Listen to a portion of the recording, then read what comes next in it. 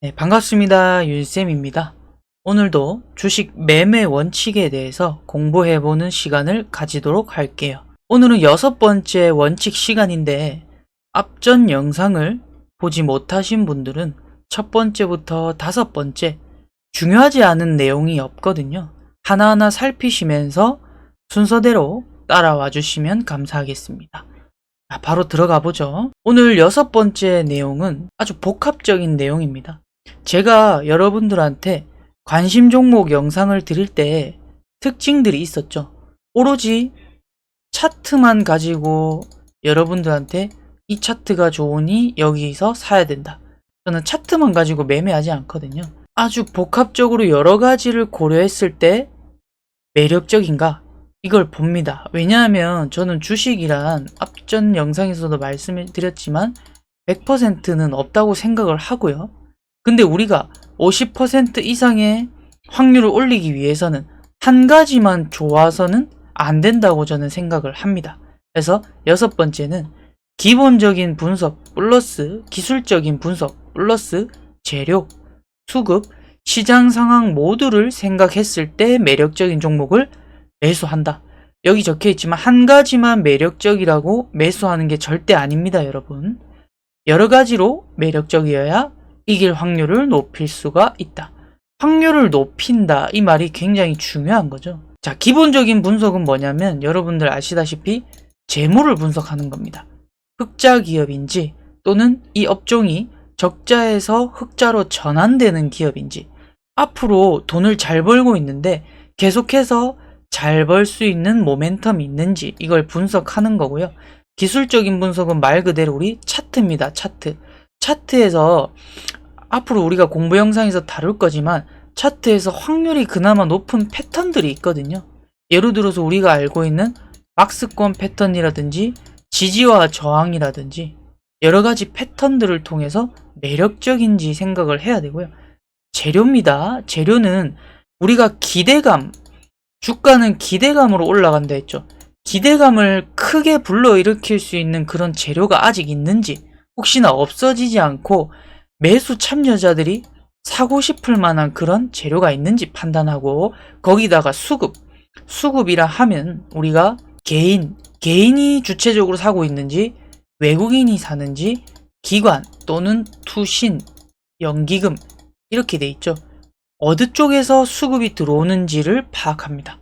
자, 마지막으로 시장 상황입니다. 시장 상황은 외부적인 상황이나 여러 가지 체크를 할 수가 있는데, 지금 코스피, 코스닥 시장이 너무 많이 올라서 부담스럽진 않는지, 아니면 바닥을 횡보하다가 이제 추세 전환을 하는 시기인지, 그럼 이런 시기의 시장일 때는 여러분들이 적극적으로 나서야겠죠. 그래서 이 여러 가지를 다 보는 게 오늘의 매매 원칙 6번째입니다. 자, 그러면 제가 예시로 하나의 글을 써봤습니다. 최근의 예시로 한번 들어볼게요. 현재 시장 상황을 한번 봅시다. 왜냐하면 시장 상황을 먼저 살펴봐야겠죠. 지금 주식시장 자체가 어떤 식으로 흘러가고 있는지 우리가 큰 판을 알아야 되잖아요. 반도체가 상승하는구나. 두 번째는 화장품도 돌아가면서 상승하고 있고요. 세 번째는 식료품이 상승한다. 조선주들도 내가 정리를 해보니까 상승을 하고 있더라. 그래서 이렇게 쭉 정리를 해보니까 큰 틀에서는 반도체, 화장품, 조선주, 그 다음에 뭐 원전도 있을 때고 이렇게 곡물, 식료품 관련주들이 상승을 하고 있더라. 그런데 이 종목들의 특징을 보니까 결국에는 실적이 상승할 거라는 기대감으로 상승하더라. 반도체도 AI 시대가 오면서 반도체 주문량이 급증을 하면서 실적이 올라가니까 상승을 했죠. 화장품도 K-뷰티의 인기를 업어서 1분기 화장품 수출 최대 기록을 경신하면서 상승을 했고요. 식료품 주도 우리가 고물가 시대, 물가가 올라가면서 식료품 가격도 올리고, 그러니까 실적 상승의 기대감으로 굉장히 크게 올라왔다. 조선주도 마찬가지 호황 사이클을 타면서, 그러면 우리가 시장 상황을 봤을 때 이쪽에서만 자꾸 돈이 도는구나, 지금 실적 장세이구나 라고 판단을 하는 겁니다. 테마주보다는 약간 실적 장세다. 그러면 우리가 이쪽 안에 있는 종목들을 정리를 하는 겁니다. 관심 종목으로. 그럼 실적이 좋아지는 업종이나 종목을 여러분들이 찾아서 분류를 해 놓는 겁니다. 그러면서 각각의 재무제표를 보겠죠. 자, 그러면 화장품으로 예로 들어볼게요. 화장품을 이렇게 검색을 하다 보니 실적이 유독 도드라지게 증가하는 업종들이 있단 말입니다. 실리콘투도 엄청나게 지금 실적이 매출도 마찬가지고 영업이익도 급증을 하고 있죠. 전년 동기 대비 297%, 300% 급증을 하고 있고, 클래시스도 미용기기 쪽으로 엄청나게 지금 몇 년 동안 급증을 하고 있고, 제가 말씀드렸던 VT라는 종목도 엄청나게 지금 급증을 하고 있습니다. 그래서 이렇게 엄청난 폭등을 보여준 종목들을 한번 살펴보니까, 제가 앞전 영상 관심 종목으로 말씀드렸죠. 이때 VT라는 종목이 어디쯤에 있었냐면 요런 구간에 존재하고 있었거든요. VT라는 종목이. 근데 그럼 VT를 한번 봅시다. 지금 시장 상황에서는 여러분들 업종이 괜찮다, 그죠? 주도주이면서 실적이 엄청나게 폭증을 하고 있죠. 그리고 이 실적이 지속되는 기대감이 계속 작용합니다. 화장품이라는 게 우리가 외국에서 우리나라 화장품을 좋아한다고 합니다. 그래서 실적이 올랐는데 외국에서 그럼 우리나라 화장품을 1분기만 바짝 쓰고 끝날까요? 아니죠. 인기 있게 지속적으로 끌고 갈 가능성이 크겠습니다. 영원히는 아니지만 그래도 몇 분기 정도는 끌고 갈 가능성이 크겠죠. 그런데 우리가 그러면 차트를 보니까 다른 종목의 차트보다, 제가 여기는 다 매력적인 종목의 차트를 갖고 왔지만 삐아라는 종목을 봤을 때 삐아라는 종목이 이때 당시에 대장주를 가져갔었죠. 대장주를 가져가서 반짝 상승한 모습인데, 여기서 삐아라는 종목의 실적을 보니까 그냥 얘는 그저 그런 느낌. 그러니까 조금 올라왔을 수 있는데 막 엄청나게 우량하게 올라왔다, 인기를 끌고 있다, 이 정도는 아니죠. 그래서 뭔가 좀 애매하다, 차트도 매력적이지 못하다. 그런데 찾아보니까 본느, 제가 매매했던 본느도 마찬가지고 VT도 마찬가지고 어떤 흐름을 보였습니까? 옆으로 횡보하는 기간이 충분히 있었던 박스권의 흐름을 보여주었다. 그러면서도 여기 부분을 제가 의심을 했었죠. 여기서 아래 꼬리를 달고 거래량이 터졌습니다. 그러면 개미들을 한번 털어내는 매도 물량이 한번 나왔다는 건데, 그리고 나서 주가가 빠지는 게 아니고 주가가 되려 올라왔다는 건 여기는 뭐다? 개미 털기의 흐름이 크다. 개미를 털었다는 건 뭡니까? 의도가 있었다는 거죠. 그러니까 주가가 상승할 가능성이 크겠구나. 여러분들이 차트를 가지고 의심을 하는 거죠. 왜냐? 이 차트는 뭐냐? 실적과 지금 시장 상황의 주도주를 뒷받침하는 차트니까 올라갈 확률이 아주 크고, 그러니까 여러분들이 매수했을 때 이길 확률이 크다는 거죠. 여러분들 똑같은 박스권인데 그냥 기업의 실적이 무던하고 그냥 단기 테마나 인기를 끌만한 그런 모멘텀이 없는 그런 종목, A 종목이 있고, 이렇게 VT처럼 실적도 좋고 여러 가지로 아주 매력적인 종목일 때 두 가지를 비교했을 때 누가 올라갈 가능성이 크냐면 VT입니다. 이해되셨죠? 왜? 여러분들 이건 앞전 영상에서 배웠죠? 주식은 결국엔 뭐다?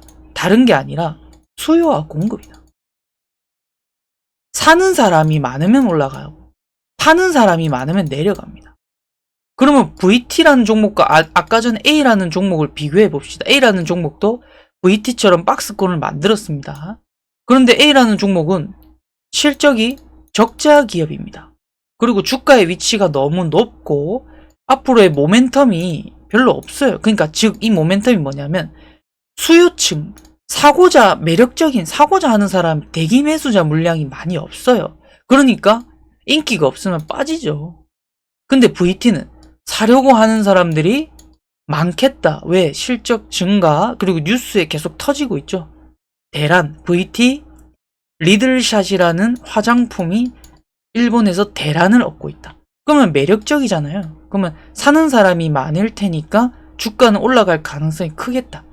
거기다가 수급이라는 요소는 사실 있어도 좋고 없어도 크게 상관은 없거든요. 4월달 중순, 이때 4월달 중순 17일, 18일 이쯤에 보면은 기관, 보험, 투신, 연기금 쫙 사고 있죠.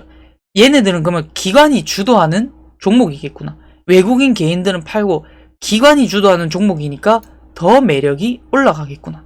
그럼 여러분들이 여기서 기술적인 분석을 통해서 어디서 살지만 생각하면 되는 겁니다. 이거는 올라갈 가능성이 큰 종목이라 확정 지어 놓고, 그 다음에 여러분들이 나는 이동평균선 21선에 살 테야, 아니면 뭐 이동평균선 51선에 살 테야, 아니면 돌파 매매 시점에서 살 테야는 여러분들의 그 이후에 부수적인 관점이고요. 앞서서 얘기했던 것처럼 이렇게 여러 가지 복합적인 상황을 분석을 해봤을 때 올라갈 건가를 먼저 생각을 해야 된다. 그래서 뭐 기술적인 분석이야 앞에 얘기했지만 어디까지 떨어질지, 어디까지 길게 늘어뜨릴지 모르기 때문에 분할 매수로 계획을 하고요. 그 다음에 올라갔을 때 매도하는. 그래서 결국 VT도 실적이 어마어마하다 보니까 상승을 했죠. 그럼 여러분들이 사야 될 건 과거 차트를 보면 뻔합니다. 여기서 고점 매수를 하는 게 아니라 여기서 횡보를 하다가 돌파하는 시점이다. 이런 매력적인 구간 안에서 여러분들이 매수를 해야 된다. 그래서 수익을 극대화시켜야지 여기서 올라타면 내려갈 위험성만 커지고 벌 확률보다 잃을 확률이 더 커지는 타이밍입니다. 여기는. 그래서 여러분들이 이런 구간에서 매수가 들어가야 된다는 겁니다. 그 다음 종목을 볼까요? 그 다음에 제가 또 실적 장세다 보니까 실적으로 올라갈 수 있는 종목들, 고물가 관련된 식료품이었죠. 식료품 쪽에서도 제가 어디서 다 말씀드렸냐면 풀무원도 이런 구간에서 다 말씀을 드렸고요. 그 다음에 사조대림도 이런 구간에서 다 말씀을 드렸습니다. 그러면 여러분들 실적을 한번 가지고 와봤을 때 누가 봐도 엄청나게 당기순이익 60%, 영업이익 40% 눈에 띄게 증가하는 모습이고요. 풀무원도 마찬가지로 27% 이런 식으로 증가하는 모습입니다. 이렇게 여러분들이 봤을 때 이쪽에서 올라가는구나. 그럼 차트를 봅시다. 차트를 봤을 때 여기서 저는 이 거래량들이 매집이라고 생각을 했거든요. 자, 다시 한번 말씀드리지만 차트에 관한 패턴에 관해서 공부하는 영상은 추후에 또 순차적으로 다뤄드리겠습니다. 여기서 매집을 했고 세력들은 천천히 다중바닥을 만들다가 스물스물 올라갑니다. 이때도 올라갈 때 거래량이 매수할 때는 조금씩 증가하는 모습이죠. 그러니까 여기서 어떤 의심을 했냐면 매집이었구나. 이 앞선 움직임들이 매집이었구나라고 저는 의심을 하게 되고요. 그러니까 주가는 이 위로 터질 가능성이 크구나 해서 관심 종목으로 정리를 해드렸고, 그래서 풀무원도 실적 받침으로 크게 상승을 하는 모습입니다. 사조대림도 마찬가지로 이런 구간에서 빠지지 않고 이동평균선 지지를 받으면서 천천히 다시 고점 돌파를 하는 모습입니다. 그래서 결국에는 다 모든 종목들이 이렇게 복합적인 요소를 분석해봤을 때 다 뭔가 매력적인 상황이다라고 생각해서 높은 확률로 내가 수익을 볼 가능성이 크겠구나 생각해서 분할 매수로 계획을 하는 거거든요. 그런데 여러분들 꼭 이 5가지가 모두 맞아떨어져야 여러분들이 매수하는 게 아니고, 뭐 수급이 조금 누락되더라도 나머지 재무도 좋고 차트도 매력적이고 재료도 좋아요. 그러면 시장 상황이나 수급이 조금 안 좋아도 한번 승부를 볼만 하거든요. 이 경험이 쌓이면 감각이라는 게 오거든요. 재무도 좋고 차트도 좋은데 수급은 별로예요. 수급은 별론데 시장 상황이나 재료 같은 게 좋아요. 그러면 매매해볼 만하다. 근데 만약에 재료가 확인되지 않는다. 근데 재무나 실적이 너무 좋아요. 그리고 차트도 너무 좋아. 근데 재료는 확인되지 않고 수급도 좋아요. 그러면 해볼만 하다. 그래서 저는 사실 요 5가지 중에 중요하게 생각하는 게 일단 차트, 그리고 기본적인 재무 상황. 왜냐하면 제가 적자 기업 안 한다고 했죠. 그 다음에 뭐 재료는 나중에 나올 수도 있거든요. 차트와 거래량에서 만든 다음에 나중에 장대 양봉을 터지면서 재료가 발생할 수도 있기 때문에 이 재료나 수급 시장 상황은 조금 약간 2순위. 근데 재무나 차트적으로 너무 매력적이다. 거래대금도 그렇고 돈도 많이 들어온다. 이게 조금 더 1순위라고 할 수 있겠습니다. 근데 웬만하면 저는 이 5가지 중에 3가지에서 4가지 이상을 만족시켜야 하는 편입니다. 대신에 내가 2가지 정도만 만족했을 때는 여러분들이 반드시 손절을 칼같이 자를 각오를 하고 해야 된다는 거죠. 여기까지 오늘 6번째 매매 원칙을 배워봤거든요. 차트만 좋다고 여러분들이 매매를 하면 반드시 무너지게 돼 있습니다. 차트뿐만 아니라 얘가 차트가 좋으면서도 재무까지 실적이 증가하면서도 재료가 잡혀있고 수급까지 외인 기관 쪽에서 들어와 준다. 그러면 여러분들이 반드시 승부를 해야 된다. 어디서 승부를 하냐? 그때 보조지표가 들어가는 겁니다. 말 그대로 걔는 보조입니다. 보조지표가 들어간 다음에 나는 21선에서 하겠다. 나는 아니면 지지저항에서 매수를 하겠다. 나는 21선이나 지지저항에서 1차, 2차, 3차로 분할 매수하겠다. 그때 이제 이게 들어가는 겁니다. 여러분들. 이해되셨습니까? 자, 오늘도 들어주셔서 감사합니다. 여러분들 중요한 내용이니까 반복적으로 보면서 공부해 주셨으면 좋겠습니다. 도움이 되셨다면 좋아요와 구독, 댓글은 여전히 저한테 힘이 됩니다. 감사합니다.